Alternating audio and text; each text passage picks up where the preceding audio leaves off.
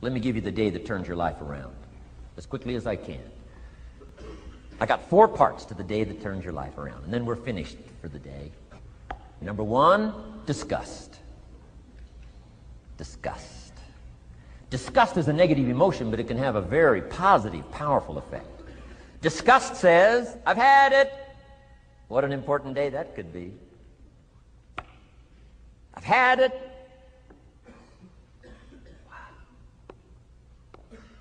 I met a beautiful, powerful, accomplished executive lady in New York. The company invited me to come in. This lady was a vice president, extraordinary lady. I got to know her, and I found out her story. I said, how did you get here? Big income. And she never went to college, never went to university. I said, how did you get here? Executive, powerful, income. She said, well, let me tell you part of the scenario. She said, when I was a young mother a few years ago, she said, one day I asked my husband for $10. And he said, what for?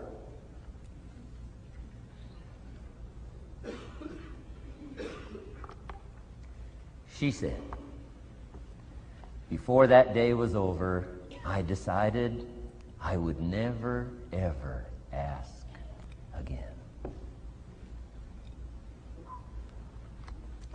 She said, I started studying opportunity, found it, took the classes, put myself through the schools, did the scenario. Now I'm vice president. I make a lot of money. And she said, I kept my promise. I've never, ever had to ask again. It's called a life-changing day. The day you say, enough is enough. Now, if you can add an act to your disgust, it helps. A man takes a shotgun to his car, blows out every window, destroys every tire, puts 100 rounds in it, and says, I've driven this embarrassing thing for the last time. And then he saves it. He saves it. And later when somebody says, how did you become rich and powerful? He says, let me show you this car. One day I'd had it up to here, I blew it to smithereens. Enough is enough. Powerful. Here's the last 3. Next is decision. Decision making is a life-changing day. If you went home today and in the next few days cleaned up a list of decisions, it could furnish enough inspiration for the next 5 years, 10 years. What an inspiring day, the day you can bring yourself to decide. And here's the 3rd one, desire, wanting too bad enough. Who knows the mystery of that? We don't know. But here's something I do know. Sometimes desire waits for a trigger, waits for something to happen. Who knows what the happening may be? A song, the lyrics, a movie, the dialogue, a seminar, a sermon, a book, an experience, confrontation with an enemy, a conversation with a friend who finally levels with you. Whatever the experience it is, it's so valuable. And here's my best advice. Welcome all experiences. You never know which one is going to turn everything on. Don't put up the walls. The same wall that keeps out disappointment keeps out happiness. Take down the walls. Go for the experience. Let it teach you. And here's the last one. Resolve. Resolve says I will. 2 of the most powerful words in the language. Benjamin Disraeli said, nothing can resist a human will that will stake its existence on its purpose. Shortly put, I'll do it or die. Best definition of resolve I got from a little junior high girl, Foster City, California. I'm going through some words one day. I got to this one and I asked the kids, who can tell me what resolve means? Some didn't know, some tried. Interesting. The last one was the best. Little girl about 3 rows back, she said, I think I know, Mr. Rohn. I said, what? She said, I think resolve means promising yourself you will never give up. I said, that's the best I've ever heard. She's probably giving seminars somewhere today, right? I mean, that's the best I've heard.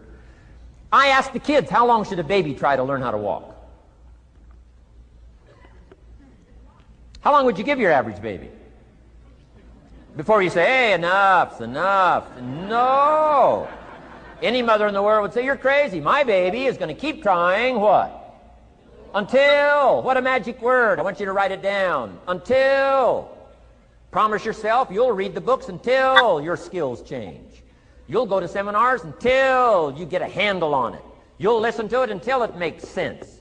You'll go for it until you understand it. You'll practice it until you develop the skill. Never give up until, however long that is. Step by step, piece by piece, book by book, word by word, apple by apple. Walk around the block, walk around the block. Go for it. Don't miss the chance to grow, and resolve that you'll pay the price until you learn, change, grow, become.